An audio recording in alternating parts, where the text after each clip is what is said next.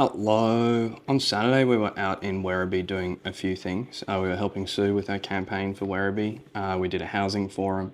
And we also launched our federal housing policy. And that's what I want to talk about today. I want to talk about our Victorian Socialists housing policy. Before I go through the list though, I do want to say that this is a list of policies that would get rid of the housing crisis in this country. However, this isn't exactly our theory of change. Our theory of change doesn't involve, writing a list of things that would improve our lives and begging the ruling class to change it for us. Our theory of change involves collectivising, organising, and getting out on the streets to force the ruling class to do things for us. However, we also believe in engaging with bourgeois elections in the meantime while we do the other stuff. So this is one of the ways that we're engaging. Number one on the list is building 1 million public homes. We believe in a world where anyone can access a house that is secure, affordable, and safe and accessible. And not just the people who most desperately need it, although they should be prioritised. Anyone who wants to access a house that they can afford should be able to in this country. We have enough wealth to do that. In building these 1 million public homes, we would establish a public builder. That is, public servants designing, building, carbon neutral public homes that are good quality and meant to last. Doing this would take workers away from building prisons and cop shops and give them long-term, secure, public jobs that actually do something positive for our society, like giving people places to live in. We'd also implement a 5-year rent freeze. Your rents wouldn't go up for 5 years, and we backdate it so that any landlords trying to increase the rent before a rent freeze comes into place, that wouldn't work. After the 5 years is up, we'd also implement rent caps, and these rent caps would be tied to whichever is lower between inflation and wages. So if your wages don't go up, your rent doesn't go up. And if your real wages actually decrease, your rent should decrease too. We'd also do like the most obvious thing, which is just scrap negative gearing and the capital gains tax exemption that our major parties are too cowardly to pursue.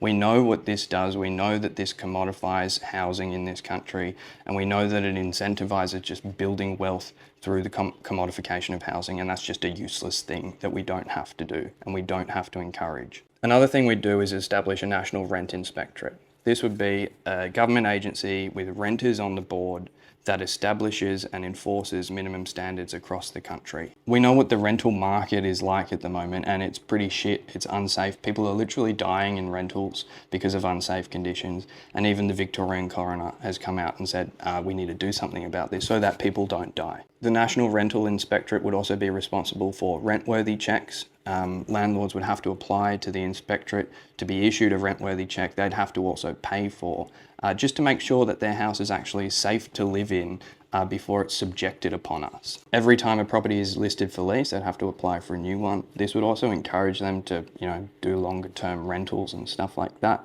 We'd also do a yearly audit of empty properties in the country. We know that there are hundreds of thousands of empty properties in Australia. I've been in many of them myself. When these properties are identified, what we'll do is seize them and allocate them to someone on the public housing waitlist. We'd also use the yearly audit to identify any properties that are underutilised. So, for example, any short-term accommodation, short-stay accommodation like Airbnb that is only lived in 1 month of the year, we'd also seize those homes and redistribute them to people on the public housing waitlist. The second last thing we do is introduce a new planning framework. This is not like the things that are being proposed at the moment where, 10% of new developments have to be affordable housing, which is housing that's tied to market rent, which is already unaffordable. It's something that developers can actually pay to get out of. So, if the minimum is 10% of affordable homes, developers just pay some money and then they don't have to build any affordable homes, which are already kind of useless. Our framework would require that private developers have to build on any new developments 30% public housing. So developers would have to pay to build any new developments because they're going to profit massively off new housing developments because of the way that we've commodified it.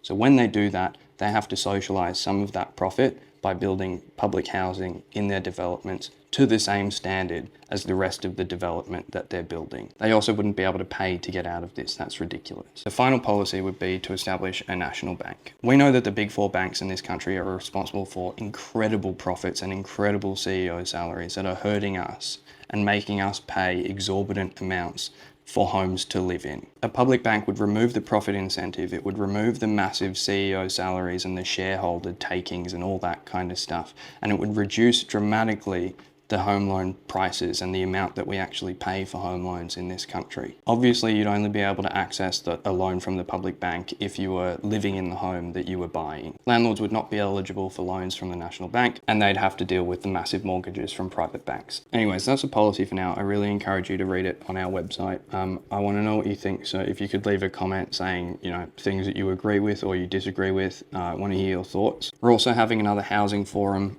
in Preston tomorrow on Tuesday, so if you've got thoughts, please come along to that and tell us what you think. I would like to hear from you. We're also getting core flutes really soon, so if you want to get involved with our campaign and volunteer or donate or whatever, please join up on the Opinions for Parliament website. Thanks for listening. Love you all.